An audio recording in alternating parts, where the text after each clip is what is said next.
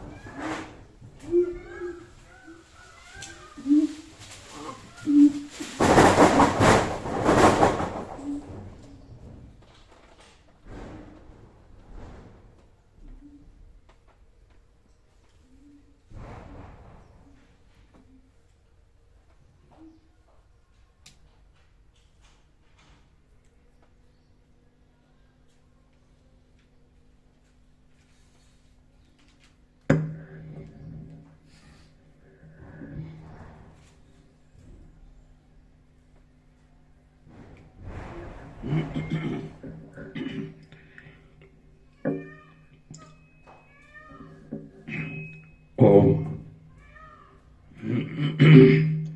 ઓમ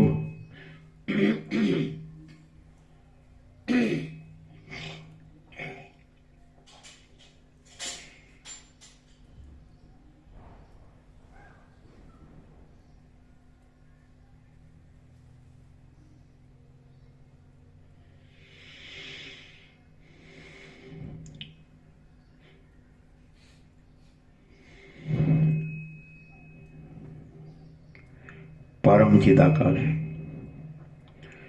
परम ज्योति, अखंड ज्योति, महाचिदाकाश, स्वयं प्रकाश, संपूर्ण प्रकाश,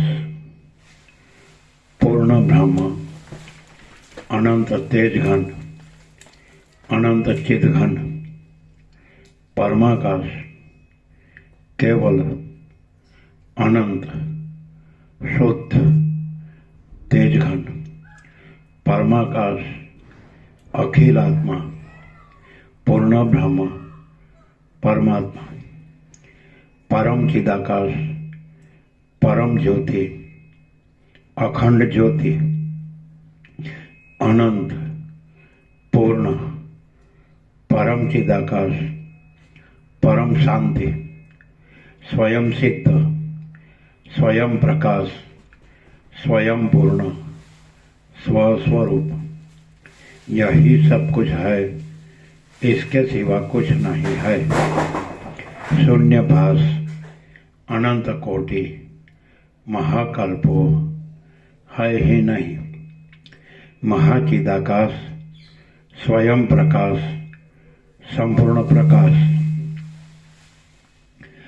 महाचिदाकाश ज्योति, अनंत, अखंड, अभेद, મહાચિદાકાશ જ્યોતિ, મહાતત્વ, મહાસામાન્ય, મહાચિદાકાશ, સ્વસંવેદ્ય, સહજ નિર્વિકલ્પ, મહાચિદાકાશ, પરમ કૈવલ્ય, પરમ શાંતિ,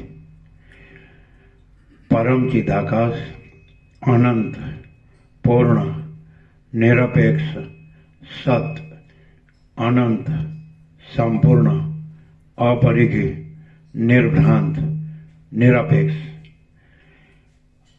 વશિષ્ઠ રામ સ્થિતિ પ્રકરણ રાઉન્ડ 41મો રાઉન્ડ.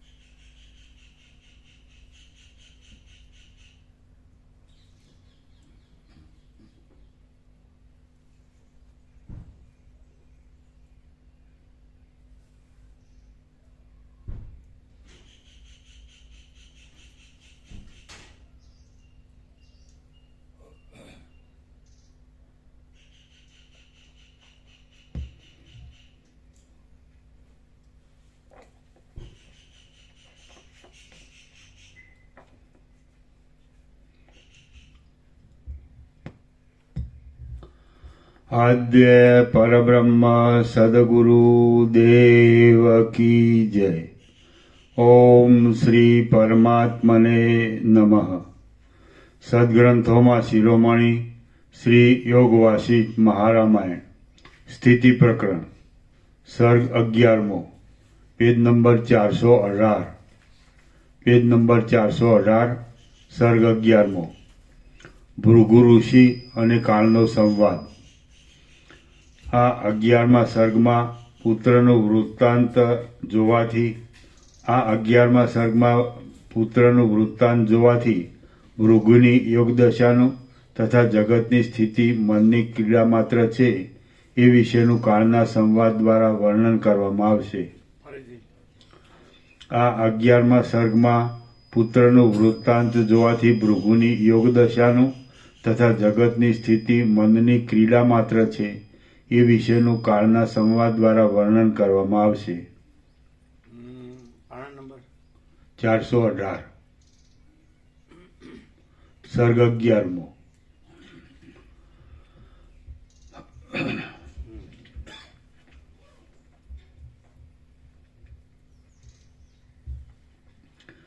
કાળ બોલ્યો, હે ભૃગુ, જ્યાં ઊંચા ઊંચા તરંગોના સમૂહોના ધ્વનિથી પવન રણકાર કરે છે, ત્યાં સમંગા નદીને કાંઠે તમારો પુત્ર આજ તપ કરે છે. તેને જટા વધારી છે તથા રુદ્રાક્ષના બેરખા ધારણ કર્યા છે તથા સર્વ ઇન્દ્રિયોનો ભ્રમ જીત્યો છે. એવી રીતે સ્થિર તપમાં તેને 800 વર્ષ થયા છે. માટે હે મુનિ, હે મહામુનિ, જો તમને સ્વપ્ન તથા મનના ભ્રમરૂપ એવા તમારા પુત્રને જોવાની ઈચ્છા હોય તો તમે જ્ઞાન દ્રષ્ટિથી સમાધિ કરીને તેને જુઓ. વશિષ્ઠ બોલ્યા, જગતના ઈશ્વર તથા સમાન દ્રષ્ટિવાળા કાળે જ્યારે એ પ્રમાણે કહ્યું ત્યારે મુનિએ પોતાના પુત્રનું ચરિત્ર જ્ઞાન દ્રષ્ટિથી જોયું. તે સમયે બુદ્ધિરૂપી દર્પણમાં પ્રતિબિંબ રૂપે રહેલું પોતાના પુત્રનું સઘળું વૃત્તાંત એક મુહૂર્તમાં તેમના જોવામાં આવ્યું. એ પ્રમાણે તેમણે સમંગા નદીને કાંઠે પોતાનો પુત્ર તપ કરે છે ત્યાં સુધીનું તેનું વૃત્તાંત જોયું. પછી પુત્રની ચિંતાનો ત્યાગ કરી તેમણે મંદર પર્વતમાં કાળની પાસે રહેલા પોતાના શરીરમાં પાછું અનુસંધાન કર્યું. ત્યાર પછી વિસ્મયથી આશ્ચર્યવાળી દ્રષ્ટિ વડે તેમણે કાળના તરફ સ્નેહભરી નજર કરી. પછી રાગ રહિત થયેલા તે ભૃગુ ઋષિએ વિતરાગ એવા કાળને આ વચન કહ્યા, હે ભગવાન, હે ભૂત ભવેશ, અમારું ચિત્ત રાગ વગેરેથી મલિન થયેલું છે, માટે અમે અજ્ઞાની છીએ. તમારા જેવાઓની બુદ્ધિ તો 3 કાળને જાણનારી છે. અનેક પ્રકારના વિકારથી યુક્ત આ જગતની સ્થિતિ અસત્ય છતાં સત્ય હોય તેમ જણાય છે અને તે વિદ્વાન માણસને પણ ભ્રમ ઉત્પન્ન કરે છે. ઇન્દ્રજાળની પેઠે માયા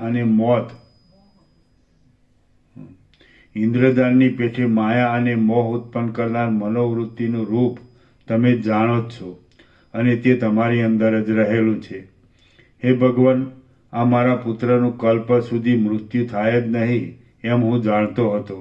તે છતાં તેને મરેલો જોવાથી મારા મનને સંભ્રમ ઉત્પન્ન થયો કે મારા પુત્રના આયુષ્યનો ક્ષય થયો નથી તો પણ કાળ તેનું ગ્રહણ કરી ગયો. એવી રીતે દૈવના પરવશપણાથી મારી તુચ્છ ઈચ્છાનો ઉદય થયો. હે વિભુ, અમે સંસારની ગતિને જાણીએ છીએ તો પણ સંપત્તિ અને આપત્તિને લીધે હર્ષ અને ખેદને વશ થઈએ છીએ. હે ભગવાન, અયોગ્ય કાર્ય કરનાર ઉપર ક્રોધ કરવો તથા યોગ્ય કાર્ય કરનાર ઉપર પ્રસન્ન થવું એવી સંસારમાં સ્થિતિ રહેલી છે. હે જગતગુરુ, અમુક કાર્ય અવશ્ય કરવું જોઈએ તથા અમુક કાર્ય ન કરવું જોઈએ એવો જ્યાં સુધી નિશ્ચય છે ત્યાં સુધી જ જગતનો ભ્રમ છે. પણ તે જગતના ભ્રમનો તથા ક્રોધ અને પ્રસન્નતાના નિયમનો પણ ત્યાગ કરવો જોઈએ. તમે નિયતિનું પાલન કરનારા છો એ વિશે કાંઈ પણ વિચાર કર્યા વિના મેં તમારા પર ક્રોધ કર્યો છે, તેથી હું શિક્ષાને પાત્ર થયેલો છું. હે દેવ, તમે મારા પુત્રના ચેષ્ટિતનું મને સ્મરણ કરાવ્યું, તેથી સમંગા નદીને કાંઠે મેં મારા પુત્રને જોયો. આ જગતમાં મન છે તે જ ભૌતિક શરીરની કલ્પના કરે છે. માટે ભૌતિક શરીર અને બીજું મનરૂપી શરીર એમ 2 શરીરો છે. એ મનરૂપી શરીર વડે આ જગતની ભાવના થાય છે. કાળ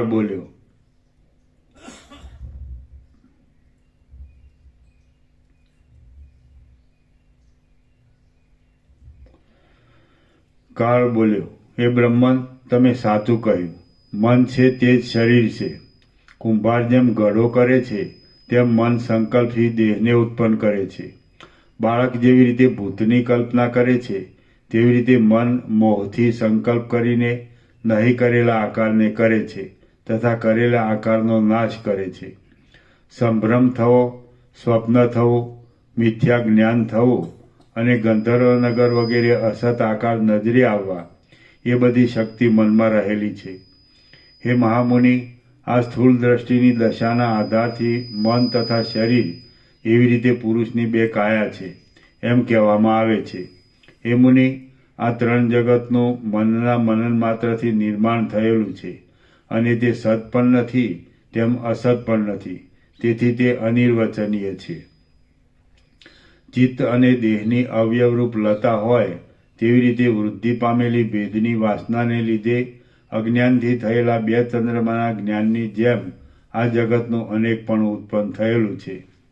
ભેદ વાસના વડે પદાર્થના સમૂહને જોનારું મન ઘટ પટ વગેરે સર્વ પદાર્થને ભિન્ન ભિન્ન જુએ છે. હું કૃશ છું, હું દુઃખી છું અને હું મૂઢ છું ઇત્યાદિ ભાવોની ભાવના કરનારું મન પોતાના વિકલ્પથી થયેલા સંસારીપણાને પામે છે.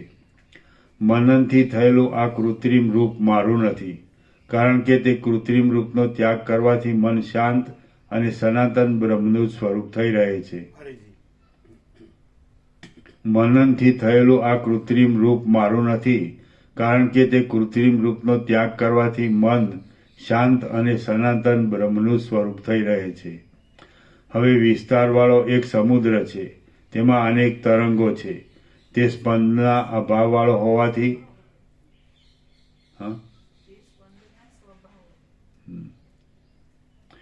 હવે વિસ્તારવાળો એક સમુદ્ર છે, તેમાં અનેક તરંગો છે.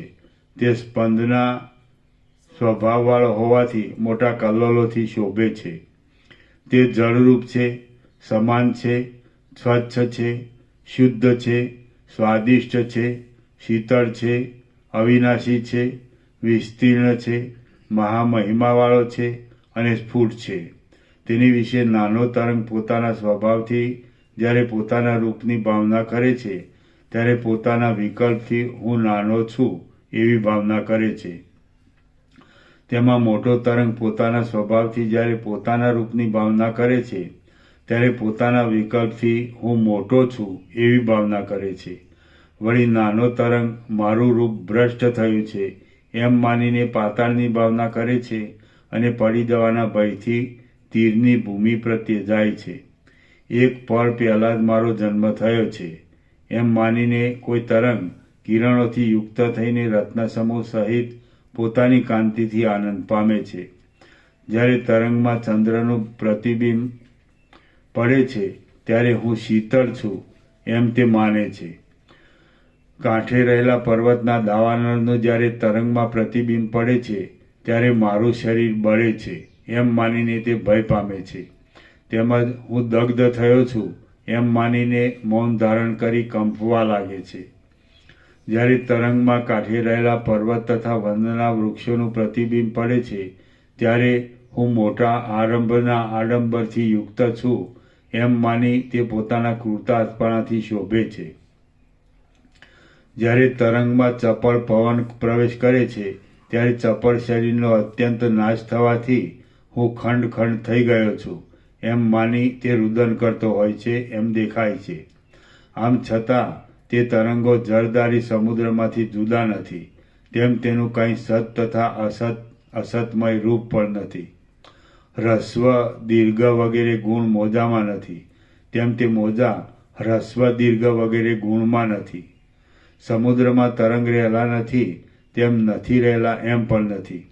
માત્ર સમુદ્રમાં જે તરંગો જોવામાં આવે છે તે સંકલ્પથી જુદાપણાના ભેદ માટે કલ્પેલા છે. વારંવાર તરંગોનો નાશ થાય છે તથા વારંવાર તે ઉત્પન્ન થાય છે. જ્યારે તે એકબીજામાં ભેળસેળ થાય છે ત્યારે તેમાં ભિન્નતા જણાતી નથી, પણ તે સર્વ તરંગનું એક જળ એ જ સામાન્ય રૂપ છે. તે જ પ્રમાણે વિસ્તારવાન, સ્વચ્છ, શુદ્ધ, નિરામય, બ્રહ્મ માત્ર, વિસ્તારવાળા, રૂપવાન,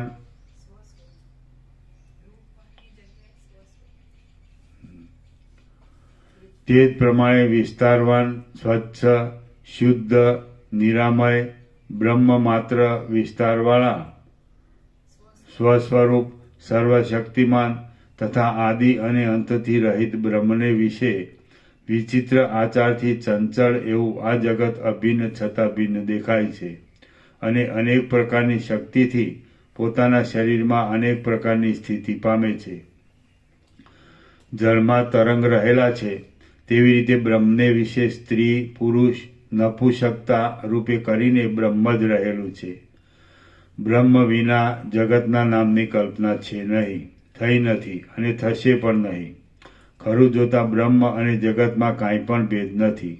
માટે આ સંપૂર્ણ જગત બ્રહ્મરૂપ જ છે એમ યત્નથી નિશ્ચય કરો અને અન્ય સર્વ પદાર્થનો ત્યાગ કરો. અનેક પ્રકારના રૂપવાળી, એક રૂપવાળી, હજારો વૈરૂપ્ય કરનારી અને નિયત આકારવાળી નિયતિ પદાર્થની સત્તા પદાર્થમાં રહી છે. જડ પદાર્થમાં જડરૂપ સત્તા રહેલી છે અને ચૈતન્ય પદાર્થમાં ચૈતન્યરૂપ સત્તા રહેલી છે. એ પ્રમાણે વાસનારૂપિણી શક્તિ આત્માના પોતાના સ્વરૂપમાં રહેલી છે. અનેક પ્રકારના રૂપવાળા સ્પંદથી જેમ સમુદ્ર પૂરાયેલો છે, તેમ જે આ વિસ્તારવાળા આકારવાળું જણાય છે તે બ્રહ્મરૂપ જ છે. સમુદ્રનું જળ સમુદ્રમાં જેવી રીતે અનેકપણાનો વિચિત્ર મોજાનો અંગીકાર કરે છે, તેવી રીતે આત્મા પોતે અનેક પ્રકારના આકારે કરીને વિહાર કરવાથી અનેકપણાનો અંગીકાર કરે છે. પણ સમુદ્રના તરંગો જેમ સમુદ્રથી જુદા નથી, તેમાં જગતરૂપી સમગ્ર કલ્પના પરમાત્માથી જુદી નથી. જેવી રીતે એક બીજમાં શાખા, પુષ્પ, લતા, પત્ર તથા ફળ વગેરે ઉત્પન્ન થવાની સર્વશક્તિ રહેલી છે અને આકરા તડકામાં જેમ વિચિત્ર વર્ણપણું રહેલું છે, તેમ સત અસત રૂપે વિચિત્ર શક્તિ પરમાત્મામાં રહેલી છે. એક જ વર્ણવાળા મેઘમાંથી જેમ વિચિત્ર વર્ણવાળું ઇન્દ્રધનુષ ઉત્પન્ન થાય છે, તેમ વિચિત્રતાથી રહિત એક પવિત્ર પદમાંથી વિચિત્ર રૂપવાળી આ દ્રશ્ય સ્થિતિ ઉત્પન્ન થયેલી છે. કરોડિયો અજડ છે, તેમાંથી જડ તંતુનો ઉદય થાય છે તથા અજડ પુરુષમાંથી જેમ સ્વપ્નના રથ વગેરે જડ વસ્તુની ઉત્પત્તિ થાય છે, તેમજ અજડ વસ્તુમાંથી જડપણાના હેતુરૂપ જડતા ઉત્પન્ન થાય છે. હે બ્રહ્મન, કોશેટો કરનાર કીડો પોતાની ઈચ્છાથી પોતાનું બંધન થાય એવી ક્રિયા કરે છે, તેમ આત્મા પોતે પોતાના બંધ માટે વાસનાની વિચિત્રતાનો વિસ્તાર કરે છે. કોશેટો કરનાર કીડો વિસ્મૃતિથી જેમ મજબૂત બંધન કરે છે, તેમ આત્મા પોતાની ઈચ્છાથી વિસ્મૃતિની ભાવના કરીને કઠિન બંધન કરે છે. હાથી જેવી રીતે પોતાની ઈચ્છાથી પોતાના બંધન સ્તંભથી મુક્ત થાય છે, તેવી રીતે આત્મા પણ પોતાની ઈચ્છાથી પોતાના સ્વરૂપનો સાક્ષાત અનુભવ કરીને સંસારના બંધનથી મુક્ત થાય છે. આત્મા પોતે જેવી ઈચ્છા કરે છે તેવી રીતે શીઘ્ર અને મહાન પોતાની શક્તિ વડે પરિપૂર્ણ થાય છે. ઘણા દિવસથી ભાવના વડે દ્રઢ કરેલી વાસનારૂપી શક્તિ વર્ષા ઋતુના ગાઢ ઝાકળ પેઠે પોતાના યોગ સ્વરૂપને પામે છે. જે વસ્તુ જેવી રીતે સ્થિતિ પામે છે, જે ઋતુ જેવી રીતે સ્થિતિ પામે છે, તેવી જ રીતે ઋતુને અનુસરીને વૃક્ષની સ્થિતિ પોતાની મેળે થાય છે. તે જ પ્રમાણે જે શક્તિ ઉદય પામે છે, તે જ શક્તિમય આત્મા પણ થાય છે. છતાં આત્માને મોક્ષ પણ નથી, તેમ બંધન પણ નથી. ત્યારે બંધન અને મોક્ષની દ્રષ્ટિ ક્યાંથી ઉત્પન્ન થઈ તે હું જાણતો નથી. કૌંસમાં સારાંશ કે બંધ અને મોક્ષની કલ્પના અજ્ઞ દ્રષ્ટિથી છે, પણ જ્ઞાન દ્રષ્ટિથી નથી. બંધન પણ નથી, તેમ મોક્ષ પણ નથી. તે છતાં પુરુષ બંધન અને મોક્ષના વિકારવાળો જણાય છે, કારણ કે તેનું નિત્ય સ્વરૂપ અવિદ્યારૂપી વાસનાએ કરીને ભોક્તૃત્વ ભોગ્યાદિ ભાવથી ઢંકાયેલું છે અને તે જ માયામય જગત છે. જ્યારે આત્મા પોતાના ચિત્તમાં વિચાર કરે છે, ત્યારે કોષકારની પેઠે અવિદ્યાએ કરીને બંધન થાય છે અને તેમાંથી અન્યોન્યરૂપ વિકલ્પિત શરીરવાળા કરોડો મનની શક્તિ ઉત્પન્ન થાય છે. સમુદ્રમાંથી થયેલા મોજા તથા ચંદ્રમાંથી નીકળેલા કિરણો સમુદ્રમાંથી અને ચંદ્રમાંથી જ ઉત્પન્ન થયેલા છે, તેમાં જ રહે છે અને તથા તેનું ભિન્ન રૂપ પણ છે. તે જ પ્રમાણે આત્મામાંથી ઉત્પન્ન થયેલું આ જગત છે. આ સ્પંદમય અને વિસ્તારવાળા પરમાત્મારૂપી સમુદ્રમાં ચિન્માત્ર રસથી શોભતું ચૈતન્યરૂપી જળ રહેલું છે.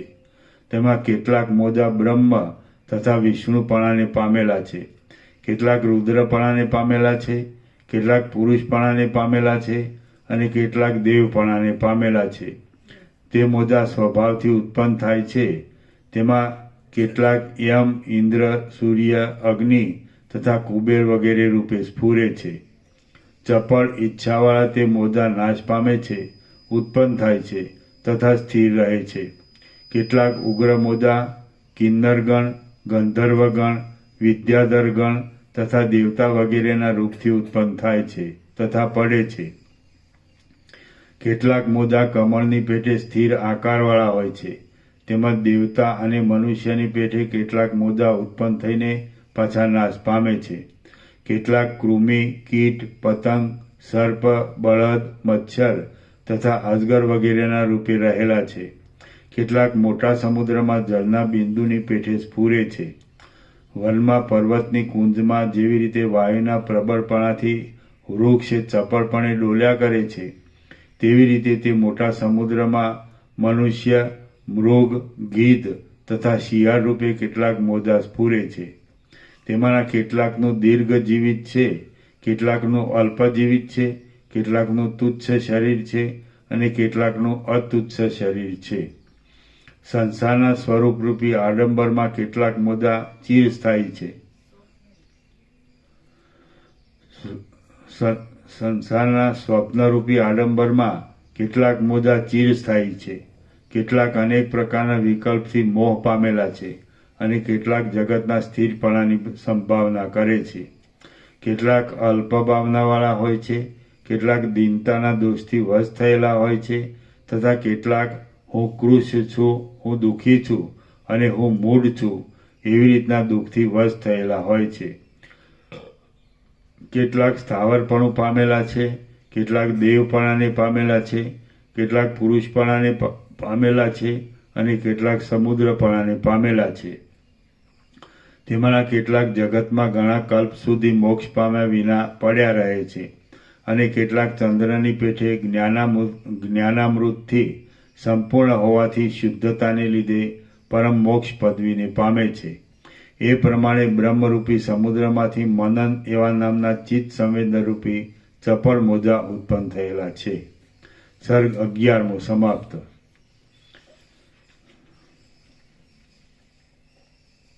સર્ગ 12મો. મોહથી થયેલી વિચિત્રતાની વિવર્તતા.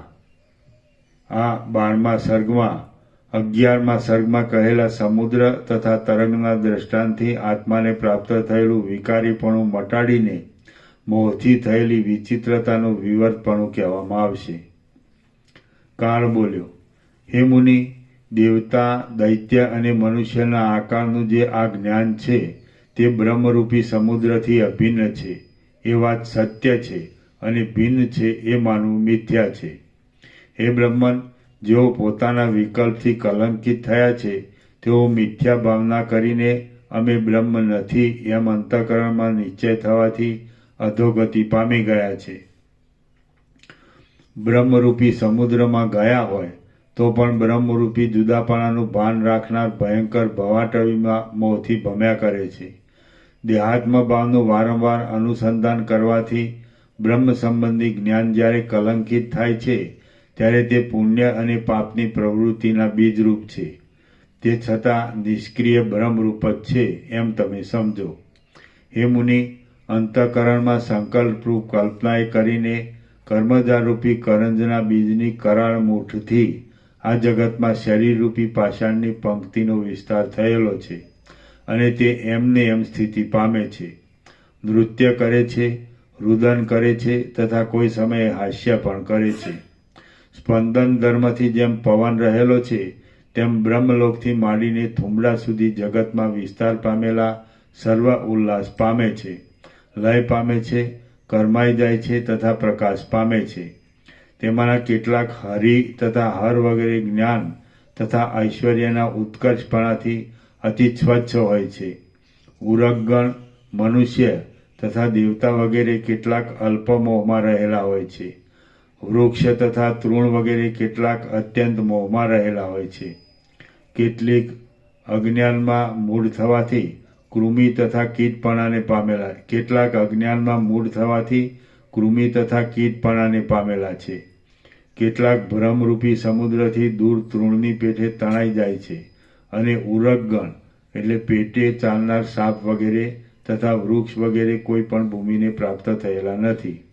એ પ્રમાણે સંસરણના ક્રમથી મનુષ્ય વગેરેના ભાવને પામ્યા પછી તેઓ સંસારની વિશ્રાંતિના કારણભૂત એવી જ્ઞાન ભૂમિનો ઉપદેશ શાસ્ત્ર દ્વારા જાણવા પ્રયત્ન કરે છે. છતાં પણ જેમ જેમ જન્મ થાય છે તેમ તેમ કાળરૂપી વૃદ્ધ ઉંદર તેને ખોતર્યા જ કરે છે. હરિ, બ્રહ્મા તથા હર વગેરે કેટલાક બ્રહ્મ તત્વરૂપી મોટા સમુદ્રની વચ્ચે આવીને પોતાના દેહ સહિત જીવનમુક્તપણાને પામી ગયા છે. કેટલાક અલ્પમોહવાળા બ્રહ્મરૂપી સમુદ્રનો પાર ન પામવાથી સમાધિનું જ અવલંબન કરી રહેલા છે. જેમણે કરોડો જન્મ ભોગવ્યા છે અને જેમને હજી કરોડો જન્મ ભોગવવાના છે તે ભૂત જાતિઓ ઉચ્ચ દેહની પ્રાપ્તિએ કરીને પ્રકાશમાન છે, છતાં કામાંતાને લીધે તામસી તથા નિષ્ફળ છે. જેમ હાથમાંથી ફળ નીચું પડે છે તેવી રીતે કેટલાક ઉચ્ચપણામાંથી નીચપણાને પામે છે, કેટલાક ઉચ્ચથી ઉચ્ચ થાય છે અને કેટલાક નીચથી પણ નીચ થાય છે. એ પ્રમાણે ઘણા સુખ તથા દુઃખની અક્ષય બાણરૂપ આ જીવપણું ખાંડરૂપ આ જીવપણું પરમપદનું વિસ્મરણ થવાથી પ્રાપ્ત થાય છે. ગરુડનું સ્મરણ કરવાથી જેવી રીતે વિષ વ્યથાની શાંતિ થાય છે તેવી રીતે પરમપદનું સ્મરણ કરવાથી એ જીવપણાની શાંતિ થાય છે. શ્રી યોગ વાસિષ્ઠ મહારામાયણમાં સ્થિતિ પ્રકરણનો સંસાર ઉત્પત્તિ વિસ્તાર વર્ણન નામનો સર્ગ 12મો સમાપ્ત. ગરુડનું સ્મરણ કરવાથી જેવી રીતે વિષ વ્યથાની શાંતિ થાય છે તેવી રીતે પરમપદનું સ્મરણ કરવાથી એ જીવપણાની શાંતિ થાય છે. શ્રી યોગ વાસિષ્ઠ મહારામાયણમાં સ્થિતિ પ્રકરણનો સંસારોત્પત્તિ વિસ્તાર વર્ણન નામનો સર્ગ 12મો સમાપ્ત. ગરુડનું સ્મરણ કરવાથી જેવી રીતે વિષ વ્યથાની શાંતિ થાય છે તેવી રીતે પરમપદનું સ્મરણ કરવાથી એ જીવપણાની શાંતિ થાય છે. સર્ગ 13મો સમાપ્ત. સર્ગ 13મો મનની શક્તિનું વર્ણન અને ભૃગુએ શુક્ર પાસે જવાને કરેલી તૈયારી. આ 13મા સર્ગમાં મનની શક્તિનું વર્ણન કરી ભૃગુ ઋષિ તથા કાળે શુક્રાચાર્યની પાસે જવાને માટે તે સ્થાનકેથી ઉત્થાન કર્યું એટલું કહેવાશે. કાળ બોલ્યો, હે ઋષિ, જેવી રીતે સાગરમાંથી તરંગો ઉત્પન્ન થાય છે અને જેવી રીતે વસંત ઋતુમાં વિવિધ તથા વિચિત્ર લતાઓ થાય છે તેવી રીતે આ ભૂત જાતિઓ પરમાત્મામાંથી ઉદય પામે છે. એ ભૂત જાતિઓમાંથી જેમણે મોહને જીત્યો છે તેમજ જેમને પર તથા અપરનું જ્ઞાન થયું છે તે જીવન મુક્તો જ કૃતાર્થ થાય છે.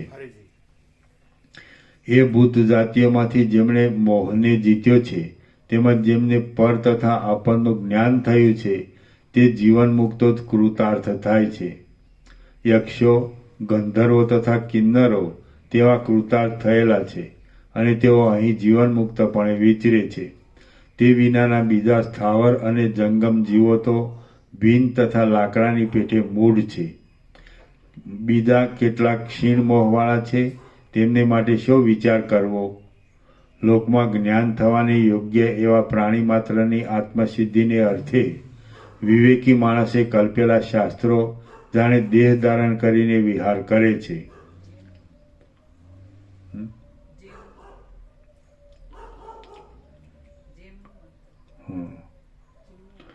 લોકમાં જ્ઞાન થવાને યોગ્ય એવા પ્રાણી માત્રની આત્મસિદ્ધિને અર્થે વિવેકી માણસે કલ્પેલા શાસ્ત્રો જેમનું દેહ ધારણ કરીને વિહાર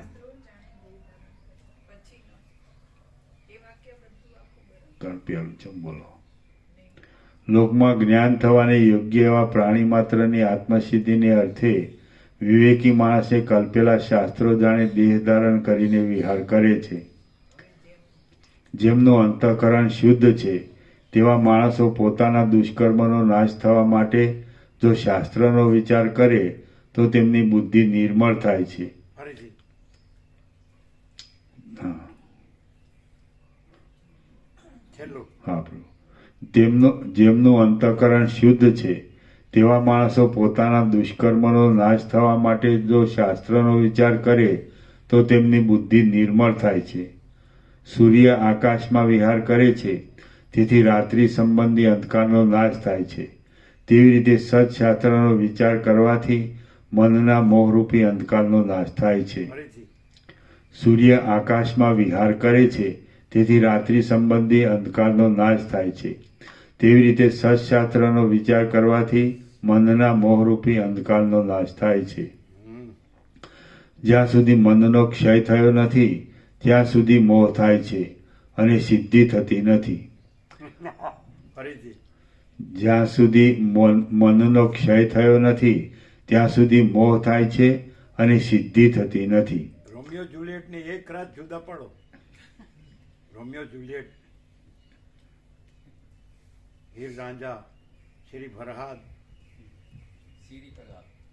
અને લૈલા મજનુ. લૈલા મજનુ, એક રાત જુદા પડો એટલે હા હા હા વિયોગ સહન નો થાય. પણ અમે તો રાધા કૃષ્ણ છીએ, અમે તો શંકર પાર્વતી છીએ, અમે તો સીતારામ છીએ. આ હા હા હા હા હા. એટલે આ શાસ્ત્રોના શબ્દનો દુરુપયોગિતાવાદ કરવાનો નથી, મનનો મોહ ટાળવાનો છે, દેહાધ્યાસ પોષવાનો નથી. અહીંયા દેહાધ્યાસમાં જ વિચારીએ તો પછી મોહ ક્યાંથી ટળશે?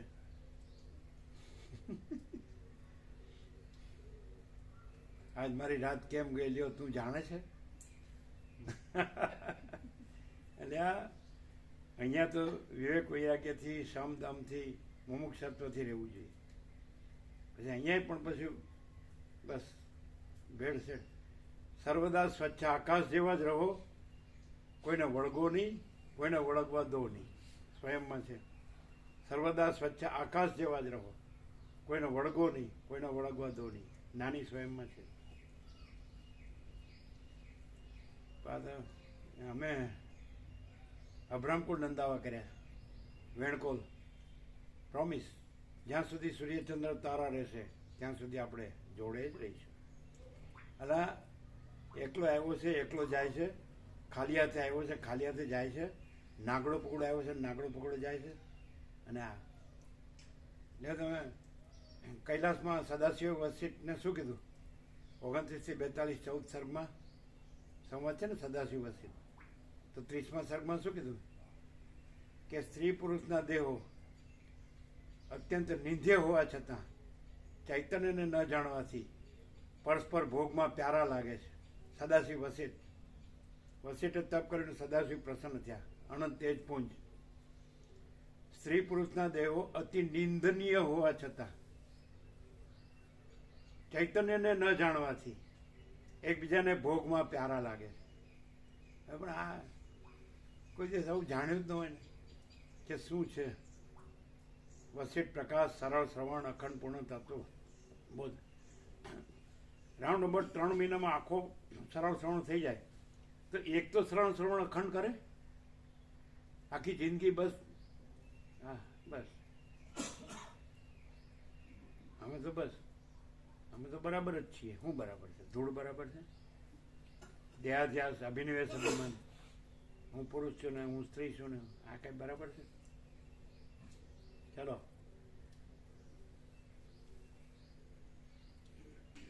ક્યાં ક્યાં ક્યાં ભટક્યો શુક્ર? કેટલા જન્મો ભટક્યો? પેલી અપ્સરા જોડે મનથી વયો ગયો. હવે હવે હવે તપ કરે જો. પણ જવાની જરૂર જ હતી. તપું કામ કરવું પડે? ભમવાની જરૂરત ક્યાં હતી? આ ભમી જાય છે અને પછી એમ મને કે આપણે ધાર્મિક છીએ અને આધ્યાત્મિક છીએ. એટલે આસક્તિ, રાગ ને મોહ રાખીને ન પમાય. સમજાય? રામકૃષ્ણ પરમહંસ કહે છે સંસારી હોય કે ત્યાગી, મનમાંથી સઘળી આસક્તિઓનો ત્યાગ કરવો જ જોઈએ. સમજે? સંસારી હોય કે ત્યાગી, મનમાંથી સઘળી આસક્તિઓનો ત્યાગ કરવો જ જોઈએ. એટલે આ બધું રાખીને પછી અમે બધું જાણીએ છીએ, હું જાણીએ છીએ. શાબ્દિક બૌદ્ધિક જ્ઞાન નથી, એ તો ભ્રાંતિ છે. અને અતિન્દ્રિય ચૈતન્યની અતિન્દ્રિય અનુભૂતિ કે જ્યાં પોતે એ અનંત અને પૂર્ણ અને પરમ ચૈતન્ય પ્રકાશ, પરમ ચૈતન્ય આનંદ, પરમ ચૈતન્ય શાંતિ છે સ્વયં, તો એ આત્મ સાક્ષાત્કાર. સમજાય? તો એ કંઈ બધા રાગ મોહને આસક્તિ રાખીને આ બધું હું તું મારું તારું રાખીને ના થાય. જેમને થયું છે એણે કાંઈ રાખ્યું નથી, ચોખ્ખા પોતે રહ્યા નથી. આર પાર જો હૈ સો હૈ, આકાશ આકાશ છે, ચિદાકાશ ચિદાકાશ છે, આર પાર એમાં બીજું નથી ને બીજું થતું નથી. પછી આ હું છું. પેલા ડોંગરેજી વર્ષો પહેલા કથા કરતા, ભાવિક હતા, ભાવથી કથા કરતા. એટલે કે મંદિરમાં જાય એટલે ઠાકોરજીને કહે, ઠાકોરજી હું તમારું છું ને તમે મારા છો. અને ઘરમાં આવે એટલે કે પેલીને કહે હું તારો છું ને તું મારી છે. એટલે આ હું બધું આ ખબર જ પડતી નહીં કે હું તંત માણ્યું. ડોંગરીજી બહુ ભાવથી કથા કરતા, પણ એ લોકોને રૂચે એ રીતે એમની શૈલી હતી, લોકોને રસ પડે. આ તો વસીટ એટલે શું? સદાશિવ વસીટને કીધું કે હે વસીટ મુનિ, વિકલ્પોને કાપવામાં તમે તલવાર જેવા થાવ. એટલે આ તો એનું આ તો મરી જવાય, આમાં બેહાય જ નહીં. સદાશિવ વસીટને કહે હે વસીટ મુનિ, વિકલ્પોને કાપવામાં તમે તલવાર જેવા થાવ. એટલે એક ઘા ને બે કટકા. બ્રહ્મ જ છે અને માયા છે જ નહીં, પૂર્ણ જ છે અને શૂન્ય ભ્રાંતિ છે જ નહીં. પણ હવે એક પૂરો રાઉન્ડ, આ તો 41મો રાઉન્ડ છે, પણ પૂરો એક રાઉન્ડ તો લે. આખી જિંદગી ભમ્યા જ કર્યું છે. અહીં અહીંયા મજા આવી ને, અહીંયા સારું છે ને, અહીં તપ કર્યું ને, અહીં ધ્યાન કર્યું ને, અહીંયા સ્મરણ કર્યું ને, જપ કર્યા ને, રટણ કર્યું. શું છે? પણ રામકૃષ્ણ પરમહંસ કહે છે કે સ્ત્રી પુરુષ બે ભેગા બેઠા હોય ધ્યાન ધરવા એટલે પતી ગયું. ધ્યાન કોનું ધ્યાન થાય? ચાલો પછી કે તને કેવું ધ્યાન થયું? પછી કે તને કેવું ધ્યાન થયું? મને તું દેખાતો હતો, મને તું દેખાતી હતી. એટલે આ મરવાના થયા છે વાળા સડેલા. ચાલો પેલા વસીટ વારંવાર કે હા ચાલો કમાલ હો. બ્રહ્મપુરી આશ્રમમાં હા 35 વર્ષથી એ લોકો લાભ લે. તે સરળ હો, પણ બ્રહ્મદેવતા તે આ પ્રભુઓ બેઠે ના માળીઓ બેઠી, માળીઓ ખુરશીમાં પેલી જે એને ઘેરથી બ્રાહ્મણ માળી, આ બાજુ આ બ્રહ્મદેવતા. તો અહીં જોવાને બદલે બ્રાહ્મણ માળીની હમું જોઈને બેઠો છે. હા નટુ પ્રભુ હતો સરળ હો, ભગવાનના માણસ. અમે કીધું અલ્યા ને એ તો હવે આખી જિંદગી જોયેલું જ છે. હવે અહીંયા હમું રાખો ને મોટું બોલો. અને એ તો કેવો જ પાછો હું મોટું તમારી સામે રાખીશ તો મારું મન તો ત્યાં જશે. આ નિષ્ઠા. બેટા જબરા એક કરોડો જોકે બધા ગુરુ હો. હવે વસીટને વેચીને ડાળિયા ખાઈ જાય એવા. ચાલો લગ્નનું એ કહેતા હતા ને, હે 5 મિનિટમાં આ પેલો સંબંધ બંધાઈ જાય એવું કહેતા હતા લગ્નનું. હા એ કહેતા. અમે એમ કીધું બ્રહ્મદેવતા હતા ને એટલે આ બધી ખબર હોય ને વિધિની. આ મારા બેટા મરી ગયા સુધી ચોંટી રહે અને જન્મો ચોંટી રહે. તે એ જે ગ્રંથિ બાંધી એની મેઇન પળ હોય છે એને કેટલી વાર લાગે આમ હસ્તમેળા. એટલે કે 2 મિનિટ. 2 મિનિટમાં જન્મનું ઓ તારી આ ગધેડાનો ભાર વેંઢારવાનો. ઓહ અને તોય આપણે બધું જાણીએ છીએ, આપણે સુખી જ છીએ. આપણે તો ભગવાનમાં જ રહીએ છીએ. હો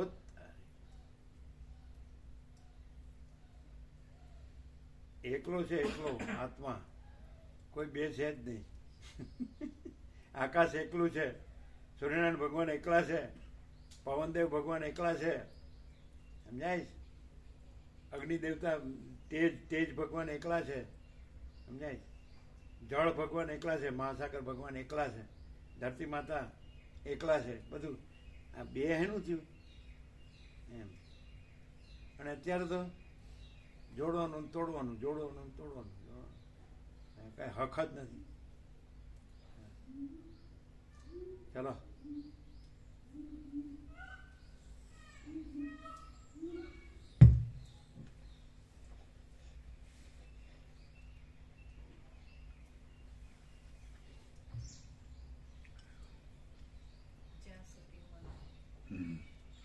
જ્યાં સુધી મનનો ક્ષય થયો નથી ત્યાં સુધી મોહ થાય છે અને સિદ્ધિ થતી નથી. ક્ષીણ નહીં થયેલું મન ઝાકળની જેમ આવરણ કરે છે અને ભૂતની પેઠે નૃત્ય કરે છે. હે મુનિ, સર્વ દેહધારી મનુષ્ય માત્રને મન છે તે જ સુખ દુઃખના અર્થને ભોગવે છે, પણ માંસમય શરીર સુખ દુઃખના અર્થને ભોગવતું નથી. જે આ 5 મહાભૂતથી બનેલો માંસ તથા હાડકાનો સમૂહ દેખાય છે તે મનના વિકલ્પ માત્રથી છે, પણ પરમાર્થથી વિચાર કરતા દેહ છે જ નહીં. હે મુનિ, તમારા પુત્રે મનરૂપી શરીર વડે જે કર્યું તે તેને પ્રાપ્ત થયું છે, એમાં અમારો કાંઈ અપરાધ નથી. લોક પોતાની વાસનાને લીધે જે કર્મ કરે છે તે તેવી જ રીતે તેને પ્રાપ્ત થાય છે, તેમાં બીજાને કરતા પણ નથી. મનુષ્ય પોતાની મનોવાસના વડે અનુસંધાનથી જે નિશ્ચય કરે છે તે માણસનો તે નિશ્ચય બીજો પૃથ્વીનો રાજા હોય તો પણ કરવાને સમર્થ થતો નથી.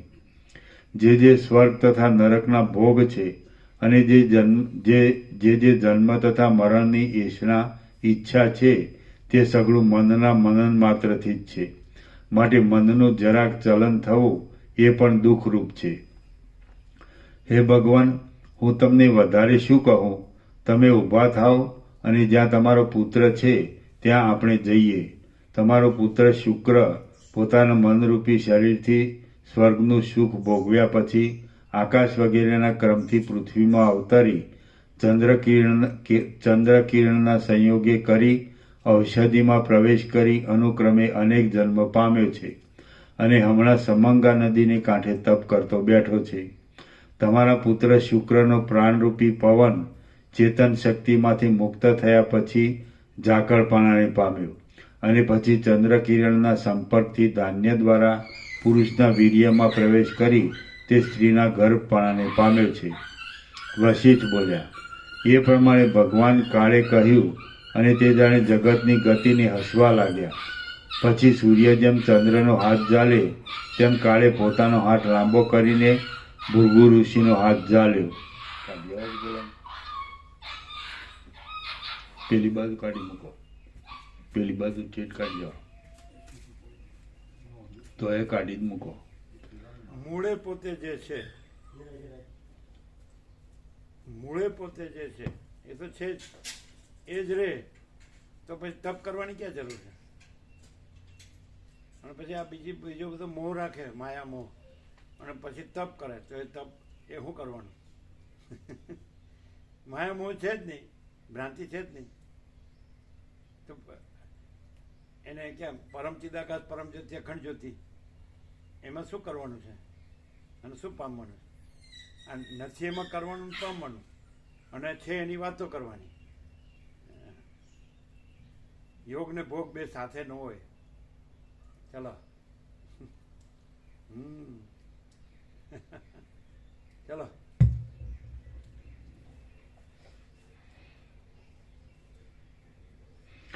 વશિષ્ઠ બોલ્યા, એ પ્રમાણે ભગવાન કાળે કહ્યું અને તે જાણે જગતની ગતિને હસવા લાગ્યા. પછી સૂર્ય જેમ ચંદ્રનો હાથ ઝાલે તેમ કાળે પોતાનો હાથ લાંબો કરીને ભૃગુ ઋષિનો હાથ ઝાલ્યો. ત્યાર પછી સૂર્ય દેવતા જેમ ઉદયાચળમાંથી ઊભા થાય તેવી રીતે ભૃગુ ઋષિ અહો દેવની વ્યવસ્થા આશ્ચર્યકારક છે એમ કહીને તે સ્થાનકેથી ઊભા થયા. 2 મિનિટ આવીએ.